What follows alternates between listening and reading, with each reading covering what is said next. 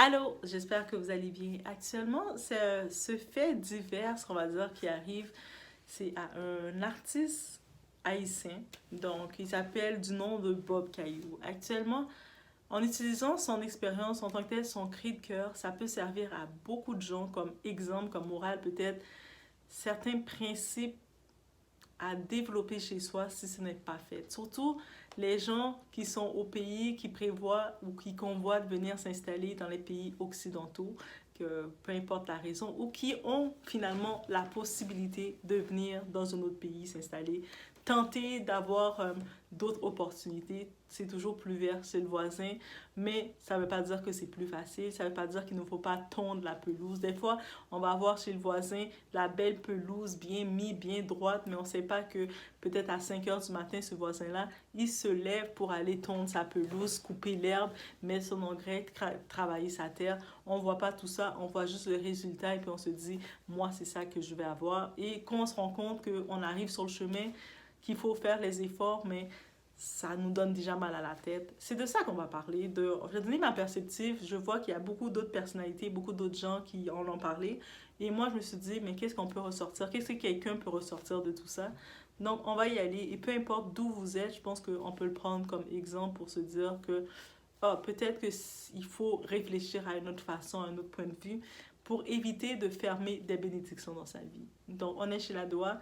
It's about everything. Et on va parler justement de ce point de vue-là, côté avoir certains principes. Si ce n'est pas encore développé chez nous, c'est peut-être l'occasion d'apprendre à développer ça.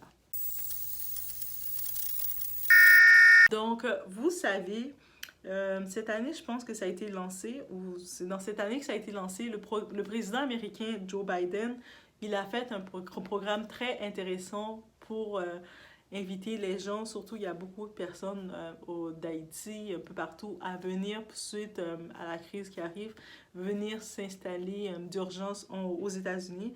Et c'est un plan de 2 ans qu'ils les donnent, donc 2 ans qu'ils ont pour essayer de se construire aux États-Unis, de faire le rêve américain. C'est très prometteur, on se dit c'est une chance à tenter. 2 ans de venir dans un pays, par contre, et si c'est pas ta langue de t'adapter, c'est rapide. T'as pas de temps à perdre, t'as pas le temps de chialer. Si tu as la possibilité de venir, qu'est-ce qu'il faut déjà se mettre en compte? Tu dois en 2 ans t'adapter à la langue, t'adapter aux coutumes du pays, donc la façon de vivre, la façon d'être, vite t'adapter aussi à avoir ton moyen de déplacement. Est-ce que tu vas chercher à avoir une auto, légaliser ton permis de conduire, ou est-ce que tu vas chercher le moyen de transport, comment ça fonctionne. En même temps, si tu dois régulariser ta situation, trouver un emploi, c'est rapidement. Si c'est une formation de 6 mois, 3 mois, tout doit se faire accélérer. 2 ans, c'est comme ça qu'il faut le voir. C'est sûr, on se dit qu'arriver sur place, certaines personnes peuvent avoir le coup de foudre et se marier et tout, mais on sait, 2023, on arrive 2024, ce n'est pas aussi évident que ça de penser au mariage qui va venir entre nous. Soyons réalistes, ok? Donc, sinon, qu'est-ce qu'on comprend? C'est un programme, tout doit se faire accélérer. Tu arrives là, tu dois déjà venir dès que tu sais que tu as un proche, un ami, une famille, quelqu'un qui remplit les documents de ce programme pour toi, pour te permettre de venir aux États-Unis. Tu dois déjà être dans le processus de te préparer. Si pendant que les formulaires étaient en train d'être remplis pour toi, toi, tu pratiques la langue. L'anglais aux États-Unis, c'est l'anglais, espagnol. Certains États, commencé à New York maintenant, ils ont ajouté le créole. Mais tu dois au moins avoir la langue du pays pour savoir que tu vas pouvoir travailler. Déjà, pendant que les papiers sont en train d'être en processus pour toi, prépare ton CV professionnel. Je sais qu'il y a beaucoup de personnes dans leur CV, peut-être au pays, ils n'ont pas eu la possibilité de travailler réellement à cause de c'est compliqué d'avoir les emplois, de pouvoir, de pouvoir prendre l'expérience dans les emplois, mais fait des formations. Ça veut dire qu'il y a des formations en ligne qu'on peut créer pour avoir des certificats de compétences, même si ça reste que des formations, mais au moins bâtissez-vous quelque chose. Préparez votre CV pour quand vous arrivez, vous êtes prêt. I'm ready, parce que pas de temps à perdre. C'est ça que ça veut dire, avoir un plan. Et souvent, malheureusement, beaucoup de gens il y a deux différences. Ils restent assis, ils ont l'espoir, ils rêvent de quelque chose, mais il n'y a pas de plan de qu'est-ce que je vais faire pour atteindre le tout. Et quand ils arrivent sur place, c'est le désespoir. Mais ils se retrouvent, qu'est-ce que je dois faire? Et quand tu n'as pas de plan, mais ça veut dire que tu vas suivre le plan de quelqu'un d'autre. Aussi simple que ça. Et c'est peut-être un peu ça la réalité, c'est les attentes aussi de cet artiste Bob Caillou. Parce que lui, pourquoi on dit, qu'est-ce qui arrive, on le parle, lui, il fait des lives sur TikTok. Et puis, moi, je me dis, il y a deux idées. Peut-être qu'il a juste fait ça pour créer du bad buzz, tu sais, pour générer du buzz, pour parler, pour un petit peu se plaindre et ça génère des cadeaux. Je peux comprendre ce concept-là, mais le danger de ça, c'est qu'en exposant des choses que moi je suis venue dans le pays, je suis venue aux États-Unis et puis c'est la souffrance, c'est la galère, on me fait, je suis chez la personne que je suis, la dame, elle est vieille, elle est grosse, elle est si, tu sais, il méprise la personne qui l'a permis d'entrer déjà live, même si c'est pour se moquer, taquiner, mais il y a des choses à ne pas faire, à cracher sur le monde. Comment tu peux fermer des portes à tes bénédictions en faisant ça? Et autre part, il se met comme étant, moi je suis un artiste, je suis pas n'importe qui. Et là, je me retrouve à devoir faire du babysitting parce qu'on comprend que la personne qui l'a fait rentrer, c'est une femme d'un certain âge et qui a déjà des enfants. Donc peut-être cette femme-là, de cet âge, d'un certain âge, elle va travailler et puis lui est dans la maison, elle compte sur lui peut-être pour l'aider, comme il travaille pas encore à s'occuper de ses enfants pour elle, c'est qu'est-ce qu'il y a de mal? Tu sais, chez quelqu'un, la personne paye les factures, paye l'électricité, paye tout, et toi, tu vois, comme si tu es chez la personne, tu vas voir la personne se lever pour aller travailler et tout. Ça veut dire que c'est une corvée pour toi de faire la vaisselle. C'est où tes principes? C'est où la corvée de devoir de dire, regarde, la personne, elle paye les factures, et on sait l'inflation, comment ça coûte cher. Elle a des enfants, donc ça veut dire que son mode de vie est déjà généré. En quoi ça serait de mal de, par exemple, d'aller la rendre service, d'aller chercher ses enfants à la fin des cours, d'aller chercher ses enfants à l'école. En quoi ça ferait de moi une corvée de faire ça alors que je lui donne une corvée parce que je suis une bouche de plus dans sa maison. Ça veut dire que si cette personne-là, toute la journée, elle n'est pas à la maison parce qu'elle travaille, ça veut dire qu'il n'y a pas d'électricité elle n'utilise pas l'électricité, mais le fait que je suis dans sa maison, mais j'utilise encore plus son électricité, je prends ma douche, je me mets dans son confort, donc je dépense son argent. Mais tu ne peux pas lui rendre service. Et vous savez, il y a beaucoup de gens qui se retrouvent aux États-Unis ou n'importe quel pays occidentaux, on les met à la porte. Aux États-Unis, là, il y a beaucoup, ils payent tellement cher qu'ils n'ont pas de problème. S'ils voient que tu deviens trop une corvée pour eux et tu n'as pas une bonne attitude, après 2 semaines, ils sont capables de te dire out, de te réellement mettre dehors. Et ça, c'est un fait à savoir. Donc, c'est pour ça qu'il faut pas... Il faut avoir certains principes. Et des fois, si on n'a pas eu la chance de développer ces principes chez nous, des principes de base, il faut regarder, faire un recul et se poser les questions. Se dire que cette personne qui t'accueille, qui a accepté de t'ouvrir les portes de sa maison, elle n'avait pas à le faire. Elle le fait, sois reconnaissant. Gratitude. Tu n'es pas plus vedette que quelqu'un. C'est pas parce que tu as fait...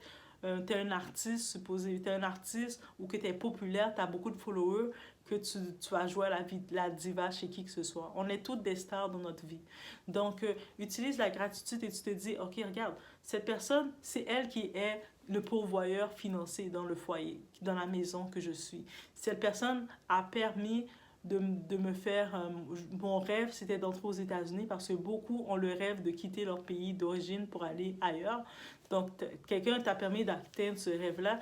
Aie de la gratitude. Parce que quand tu n'as pas de gratitude, quand tu craches comme ça sur les gens, mais qu'est-ce qui va arriver?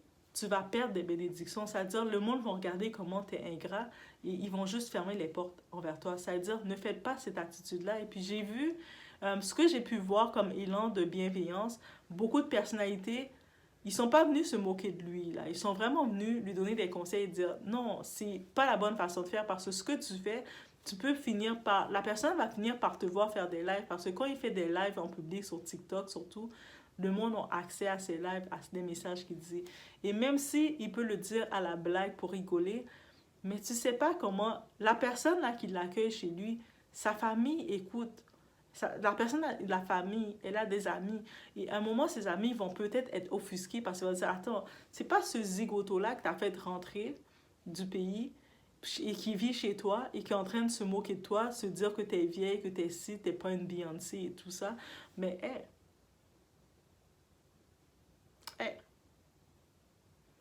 Et en plus, il ajoute comme fait, mais moi, je suis aux États-Unis comme ça, c'est pas du tout ce que je pensais. Ok, oui, je peux comprendre. En arrivant, c'est pas ce que tu pensais parce que c'est pas tes parents qui t'ont fait rentrer. Il faut être réaliste. On peut comprendre si c'est papa, maman qui nous fait rentrer au pays et puis on est dans le confort, on est jeune dans le confort de papa, maman. Donc, ça veut dire que c'est papa, maman qui s'occupe de tous nos papiers, puis nous, on est juste papa, maman qui te donne tout, c'est différent. Mais lui, Bob Caillou, c'est pas un enfant, là. Il est dans la trentaine avancée, mi-trentaine. Ça veut dire que je me dis, quand tu es rendu déjà 21 ans et plus, tu as d'autres situations qui rentrent dans ta vie, tu n'as pas le choix de développer un sentiment de responsabilité et te dire que, regarde, la personne qui te donne, qui te donne un service, qui te fait une action qui peut t'aider, qui peut contribuer dans ta vie de façon positive, ne te le doit pas. Soit être la gratitude, être la reconnaissance et fait en sorte que cette personne-là ne regrette pas de l'avoir faite. Des fois, là, vous avez du monde dans vos vies qui sont des anges dans vos vies, qui sont prêts à vous rendre service, vous aider, vous motiver. Et là, vous, au lieu d'être reconnaissant, vous êtes tellement décevant, vous crachez tellement sur la personne qui vous fait du bien que cette personne-là, elle regrette carrément de vous avoir fait du bien. Elle se dit, mais qu'est-ce qui m'a pris? C'est quoi que j'ai manqué dans ma tête d'aller perdre mon temps? J'aurais pu faire du bien à du monde qui aurait eu plus de reconnaissance. Arrêtez de devoir faire quelqu'un qui vous fait du bien regretter d'avoir vous avoir fait du bien. Commencez à dire, ah mais moi, quand j'étais en Haïti, j'étais tellement bien, j'avais la belle vie, je veux retourner là-bas. Ça fait même pas 3 mois, je pense, qu'il est arrivé aux États-Unis. Je comprends que oui, ça doit être accéléré, tu dois faire de quoi. Tout ce que on peut comprendre, que peut-être t'as pas de plan, ou peut-être que le fait qu'il y a un temps, il y a un processus, peut-être tes papiers ne sont pas encore régularisés complètement, donc tu ne peux pas travailler. Et même quand tu travailles, tu vas devoir appliquer quelque part. Et tu peux pas, aux États-Unis, malheureusement, il y a beaucoup d'artistes de rue déjà. Tu peux pas arriver et dire, moi je suis un artiste dans les entrevues, ça va pas t'embaucher.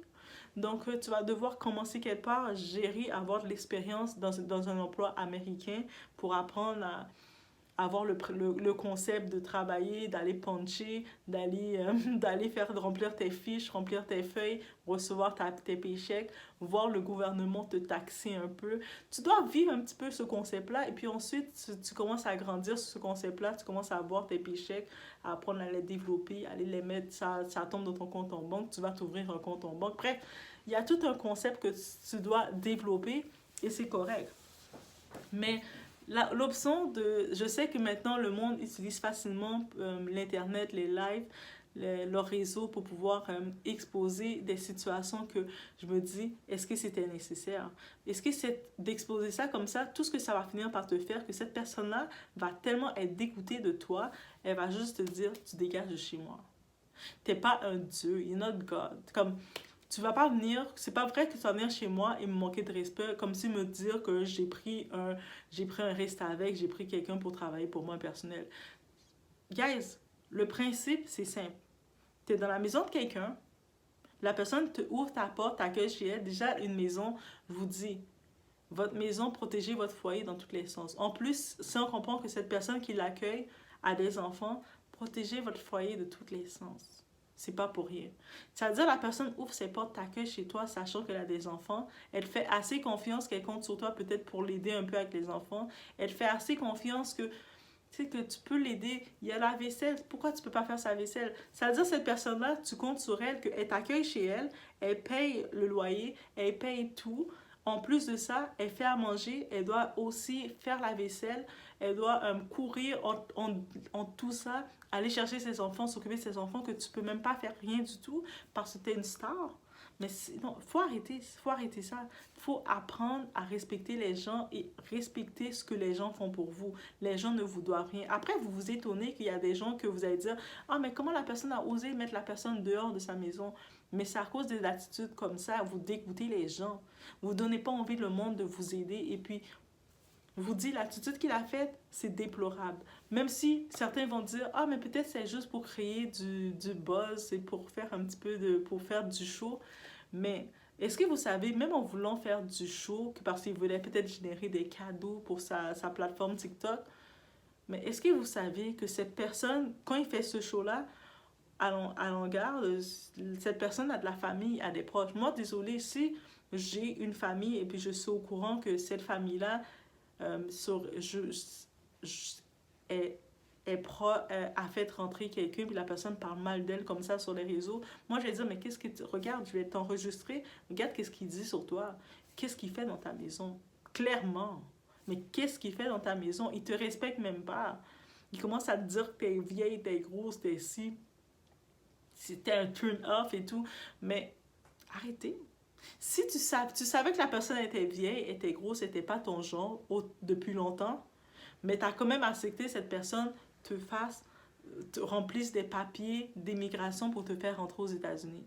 C'est maintenant que tu te rends compte qu'elle est grosse? C'est maintenant que tu te rends compte qu'elle n'est pas ton goût physiquement? Be serious, be honest. Like, guys, on doit arrêter d'être aussi hypocrite. Et puis je me dis, c'est du monde comme lui qui fait que beaucoup de monde se restreint à faire du bien aux gens. Désolé, on dit oui, mais il faut pas se baser sur qu'est-ce que le monde te fait pour faire du bien. Mais, guys, c'est vraiment une déception son comportement. Et puis, en plus, qu'il utilise sa plateforme et puis lui trouve ça normal. Et je dis qu'est-ce que je veux. Il y a des choses que tu gardes dans ton cœur. Si tu sais, même si tu sais que tu as ça à dire, ça te pique, tu bois de l'eau. Tu prends du sel, tu mets dans ton eau et puis tu bois. Tu bois salé comme de l'eau salée, bien tiède, bien chaude. Tu mets du sel dans ton eau, tu le bois et tu gargarises ça parce que ce que tu avais en toi était trop amer, tu mets du sel pour balancer. Parce que, désolé, là, nouvelle recette que j'ai inventée pour vous. Mais c'était mon point de vue que j'avais à dire sur le phénomène Bob Caillou. Donc, bref, je vous laisse sur ce. Sur l'actualité, allez taper, vous allez voir des bouts qui parlent, la façon qu'il est dénigrante envers la personne qui l'a aidé. Je me dis, mais comment quelqu'un peut être comme ça, être aussi ingrat et puis être fier de lui? Après, si tu n'as plus de bêtises, les portes se ferment. Dieu, regarde là, il ferme tes portes là. Déjà, en plus, il se fait appeler demi-dieu. C'est une chose, c'est drôle.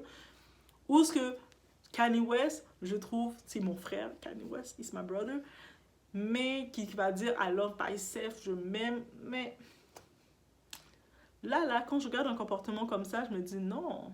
À quel point que tu peux dire que tu es tellement star que la personne te rend service, tu es en position que tu as besoin de quelqu'un, mais tu agis comme étant I'm better than everyone. Et puis, non. C'est ça que j'avais à dire sur ce point de vue. Laissez-moi savoir vous, qu'est-ce que vous en pensez. Et puis, est-ce que c'est quoi vous en pensez, que vous connaissez ce personnage ou pas? Ça peut être un exemple pour n'importe qui parce qu'il y a beaucoup de personnes qui se retrouvent dans cette situation. Ils arrivent dans un pays occidental, que ce soit aux États-Unis, qu'ils arrivent en France, au Canada, n'importe où. Ils ont des attentes démesurées, mais ils pensent que tout va venir comme ça. Il y a comme un arbre avec des billets d'argent dans les pays occidentaux. Et puis quand ils se rendent compte que c'est pas la réalité, ils sont frustrés et puis ils agissent de façon sans aucune compréhension, sans aucune gratitude. Ils commencent à être comme non, je veux rien faire. Ils arrivent, ils viennent, quelqu'un les installe chez eux, quelqu'un ouvre la porte, oui, tu peux venir, les héberge dans leur maison, mais eux autres, ils sont comme, pour eux autres, ils disent, mais moi, c'est pas parce que je suis chez toi que je vais commencer à faire ta vaisselle, alors qu'ils utilisent la vaisselle de la personne à longueur de journée, alors qu'ils prennent les casseroles de la personne en train de les brûler. C'est-à-dire, la personne a acheté ses belles casseroles fancy, et là, quand la personne regarde ses casseroles, c'est tout noirci parce que c'est tellement utilisé. Alors que la personne rentre chez elle, il y a toujours des odeurs de friture dans sa maison parce qu'ils restent toute la journée dans la maison en train de frire, d'utiliser l'huile. Le gallon d'huile est vide. Vous savez, des fois, il y a des gens, vous êtes chez vous, vous êtes juste, c'est une catastrophe, c'est l'enfer. Ces personnes-là, vous êtes l'enfer. C'est-à-dire que vous êtes dans votre maison, vous faites l'épicerie, vous mettez tout, vous remplissez votre maison comme ça doit. La personne va manger, va bien profiter. Il y a plus d'huile. Au lieu de la personne se dise, ah, mais je vais acheter de l'huile, je l'ai utilisée autant, encore plus même. Ils vont préférer ne pas acheter de l'huile, ou même ils vont préférer s'acheter un mini gallon d'huile, ils vont cacher dans leur chambre, dans leur affaire, et puis ils vont l'utiliser quand ils veulent. Mais ils vont même pour que vous, dans la maison, vous ne l'utilisez pas, même s'ils savent qu'ils ont fini votre huile à vous à la base. Vous achetez comme une caisse de rouleau de papier de PQ, de papier de toilette. Ça va finir en l'espace de papier, vous durez pendant 2-3 semaines. Là, ça va finir en même pas une semaine. Ça vous dure. Et quand c'est fini, vous n'avez plus de papier toilette, ça veut dire que vous allez devoir en acheter d'autres parce que eux autres, ils vont cacher leur rouleau caché pour utiliser pour leur usage. Mais ils vont attendre que vous allez acheter le gros paquet pour la maison. Ça veut dire qu'ils vont utiliser vos trucs, mais ils vont pas vouloir vous le remplacer parce qu'ils vont juger que c'est pas à eux de le faire. Mais pour eux, c'est tout à fait normal d'utiliser ce que vous avez. C'est tout à fait normal pour eux comme vous payez l'électricité, ça coûte cher.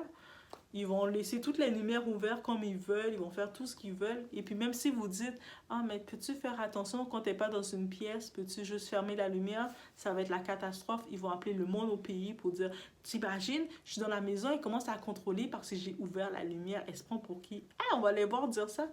Alors que c'est comme, mais c'est pas ça que je voulais dire, c'est juste que ça coûte cher l'électricité. Quand j'étais tout seul, je payais tel prix, mais là on est deux. Ça augmente ma consommation, mais c'est moi qui paye tout. Peux-tu juste faire attention? Eux autres veulent pas le reproche, mais ils veulent faire ce qu'ils veulent. Ah, c'est pour ça que je dis, si vous n'avez pas des principes déjà chez vous, avant d'aller être hébergé chez qui que ce soit, apprenez à développer ces principes-là. Il y a des principes qu'il faut développer. Vous êtes chez quelqu'un, vous êtes hébergé chez quelqu'un, même si c'est pour 2 semaines, 1 semaine, vous devez être observateur et regarder les règles de la maison. Si vous voyez que rendu 8 heures du soir, il n'y a plus de musique, il n'y a plus de bruit dans la maison. C'est-à-dire, vous voyez, le propriétaire de la maison commence à fermer ses lumières. Touc, touc, touc, touc, touc. Il commence à fermer tous ces trucs. C'est le beau clé pour vous dire, je me mets dans mon coin. C'est pas le moment de dire, oh, mais il commence à mettre la télé à plein volume et puis c'est normal. Il ne faut pas attendre que le propriétaire de la maison vienne vous dire quoi faire. C'est vous qui devez prendre le principe. C'est-à-dire que vous êtes hébergé chez quelqu'un. Vous voyez que la personne se lève le matin pour aller travailler. Elle se lève, elle va travailler. Grosse journée. Peut-être au cours de la journée, vous avez vu que la personne avait acheté un plateau de viande surgelée. Même si je ne vous dis pas de commencer à désaucer la viande, surtout si vous n'êtes pas capable de le faire, allez pas gaspiller la viande des gens. C'est pas une bonne idée non plus, on va pas être content. Mais par contre, portez-vous garant. Dites, vous voyez, la viande est dans le congélateur, la journée passe, ça va être midi, tout ça. Textez la personne, en passant, j'ai vu, tu avais le plateau de viande, et il me semble que tu voulais le faire, tu l'as laissé dans le congélateur. Est-ce que tu veux que je le mette dehors pour le dégeler? Ça a l'air de rien, mais cette personne va vous apprécier pour ça.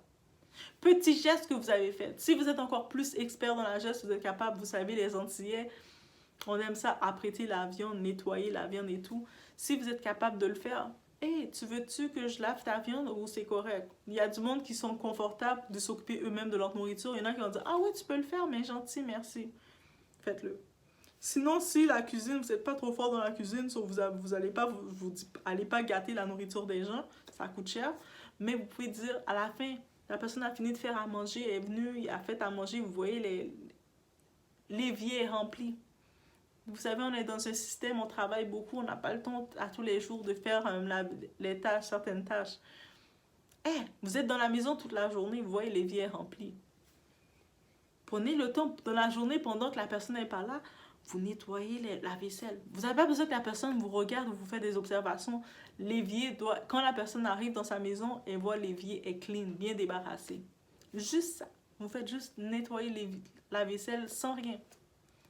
Vous allez dans la salle de bain prendre votre douche, vous préparez, vous mettre belle, vous retirez vos traces, vous nettoyez, on s'entend, vous mettez à fraîcheur. Prenez une éponge, nettoyez le bain. La personne n'a pas besoin de venir dans le bain puis voir toutes vos crasses à vous. Vous comprenez? C'est dégueulasse. Donc, vous nettoyez le bain pour retirer. Comme ça, au moins, la personne, elle reçoit sa salle de bain dans l'état qu'elle était sans vous. Comme ça, elle n'a pas le sentiment de dire « Oh, à chaque fois que je viens, je suis obligée de nettoyer ses crasses. Je l'ai invité chez moi puis je dois nettoyer ses crasses. » C'est dégueulasse, hein? Donc, on nettoie. On a fini de prendre son bain, on prend le temps de nettoyer nos crasses. On retire nos crasses. La personne nous a donné une chambre où dormir. Ah, merci. On a fini de dormir, on fait le lit. On met la chambre dans l'état propre, correct. Comme ça, même si la personne doit passer dans la chambre prendre des choses, elle ne voit pas la chambre est devenue un bordel, plein de choses un peu partout. Elle voit que vous avez respecté l'état de ces lieux. Vous êtes là comme ça, vous faites les courses, vous allez aller faire des petites courses, même si vous n'avez pas toutes vos économies, c'est un petit peu d'argent que vous avez. Vous remarquez que, le lait est fini. Il reste un petit peu de lait. Quand j'allais prendre du lait ce matin, il en restait presque plus. Vous sortez, même si la personne peut vous dire non, j'ai pas besoin de rien du tout, c'est beau. Mais dites, en passant, je vais sortir, je devais aller marcher quelque chose. T'as pas besoin de rien. Prenez l'habitude, et ça c'est le principe. Prenez l'habitude de dire à la personne, je vais aller faire des petites courses rapides, t'as pas rien besoin à l'extérieur. Même si la personne dit, oui, si tu peux m'amener un petit soda ou tu peux m'amener un sac de chips. Hey, guys, achetez-le. Ça va vous donner à rien de ne pas le faire. Même si la personne ne vous demande rien directement, vous êtes sorti, vous vous êtes rappelé ce matin que, il y avait presque plus de lait, et puis je sais que la personne a des enfants. Elle n'a pas eu le temps d'acheter le lait. Passez, achetez un lait.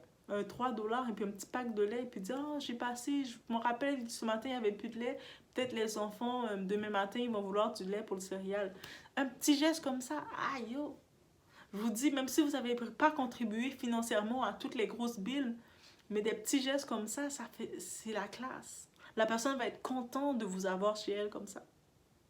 Des fois, le principe, si vous ne l'avez pas développé chez vous parce que vous étiez superficiellement dans votre petit monde, c'est quand vous savez que vous êtes dans un état pour être hébergé, vivre avec quelqu'un, c'est des gestes à développer. Une chose à ne pas faire non plus, c'est de venir dans l'espace de la personne et de vous approprier son espace. C'est-à-dire que vous arrivez, vous mettez devant, vous commencez à filmer chez la personne. Non, faites pas ça. Vous n'êtes pas chez vous, c'est pas le moment de commencer à filmer chez la personne. Ça veut dire que la personne, vous êtes dans le salon de la personne en train de parler, en train de faire vos lives, que la personne, elle sort, elle n'ose même pas sortir de sa maison, de sa chambre, elle est obligée de rester enfermée dans sa chambre parce que vous avez pris l'espace pour vous. On ne fait pas ça. Et c'est peut-être si vous savez que vous faites peut-être une business en ligne et vous devez vous présenter, vous dites à la personne, excuse, est-ce que, moi je fais vous le présentez votre plan, vous dites de telle heure à telle heure. Et même, vous n'avez même pas à le présenter votre plan. Vous mettez dans un petit coin qui ne va pas déranger la personne et surtout, vous essayez éviter de filmer trop l'espace de la personne parce que le monde de l'extérieur n'a pas besoin de voir son espace. Sa maison, c'est privé. Elle vous a donné accès à sa maison, respectez ça. Mettez-vous dans un petit coin où il n'y a pas les photos de la personne qui apparaissent, il n'y a pas les gros meubles de la personne qui apparaissent, et vous restez dans un point neutre et vous faites ce que vous devez faire, et quand c'est fini, vous allez. Ça aussi, ça fait partie des principes de respect, que si vous ne l'avez pas, vous apprenez à le développer. Donc, c'était tout ça que je voyais. Je me suis dit, il y a beaucoup de monde qui tombent dans cette catégorie comme lui, et qui arrivent et qui se retrouvent à la rue. Parce qu'il y a beaucoup de des migrants qui sont venus dans les pays. Ils ont fait quelques jours chez quelqu'un et la personne a dû les mettre dehors. Et puis là, on se dit, mais c'est pourquoi t'as fait rentrer quelqu'un, tu le mets dehors. Mais le but, quand quelqu'un fait rentrer quelqu'un dans le pays, son but, c'est pas de le mettre dehors à la base. Mais des fois, il y a des gens qui ont tellement une attitude exécrable qu'ils se font mettre dehors à cause de ça. Parce qu'ils n'ont pas le respect. Ils n'ont pas les principes que... Ces principes-là, si vous ne l'avez pas, vous le développez. Et encore une fois, avant de penser à aller chez le voisin, c'est plus vert, dites-vous que pour que ce soit plus vert chez le voisin, il a mis de l'engrais. Il y a eu beaucoup plus d'entretien. Pourquoi il y a un voisin, son herbe est toute n'importe comment, l'autre est bien coupé, bien vert et tout, s'il y a plus d'entretien. L'entretien veut dire plus de travail. Et maintenant, il faut se poser la question, est-ce que vous êtes prêt à faire le travail qu'il faut? Peu importe la destination qu'on est, c'est le travail qu'on est prêt à faire pour l'avoir. De la même façon, vous rentrez dans un emploi, dans une grosse compagnie. On ne va pas vous donner le poste de directeur, de gros poste de responsable d'un coup. On va vous donner un petit poste pour vous mettre déjà à l'essai. On va vous mettre en probation pour voir qu'est-ce que vous êtes capable de faire comme rendement. Et plus vous allez prouver, plus vous allez avancer. Plus les boss vont dire, toi, je te vois. Toi, je vois tes statistiques. toi, je te vois. C'est comme ça qu'il faut le voir. Donc, c'était mon point de vue sur le tout. Et donc, si vous voulez ajouter de quoi aussi des conseils pour des gens qui peuvent aménager, se retrouver dans un nouveau pays, dans un nouvel endroit, qui peuvent sentir une pression, qui peuvent sentir qu'on les utilise ou qui peuvent sentir qu'il manque de quoi, prenons le temps de regarder le tout ensemble. Donc, c'est sûr que il y a des fois, on peut se retrouver dans des endroits où on va vraiment être victime ou sentir qu'on nous exploite d'une certaine façon. Et des fois, on se dit comment il faut voir chaque destination n'est pas définitive et permanente tant qu'on ne l'a pas décidé. C'est-à-dire que vous pouvez rentrer dans un emploi, c'est un emploi temporaire, le temps de prendre de l'expérience pour arriver dans telle autre position. Voyez-le comme ça. Vous rentrez dans un emploi, vous commencez comme petit poste de vous distribuer les courriers. Vous commencez à connaître le nom de chaque personne. Vous commencez à regarder une technique de le faire rapidement. Là, et puis on regarde comment vous travaillez, on vous donne plus de postes. Là, on vous met comme livreur spécial, on vous met comme si vous commencez à être clergé, vous commencez à développer tellement de choses, de tout, et que vous vous rendez compte que maintenant, c'est vous qui êtes responsable de tel du bâtiment même. Donc, vous comprenez? Donc, c'est comme ça qu'il faut le voir. Sa position, il faut se dire, c'est nous qui avons l'attitude de décider est-ce qu'on veut que ce soit un poste dans notre vie qui va rester permanent, définitif, ou ça va être notre tremplin pour aller vers où ce qu'on veut aller vers en haut. Et il n'y a rien. Et puis même quand on regarde, l'herbe est plus verte ailleurs, dites-vous qu'il y a eu de l'effort qui a été fait un peu plus ailleurs. Dites-vous que l'herbe du voisin qui est plus verte, c'est parce qu'il y a de l'engrais qui a été mis. C'est parce que le voisin, il passe son temps à venir couper son herbe.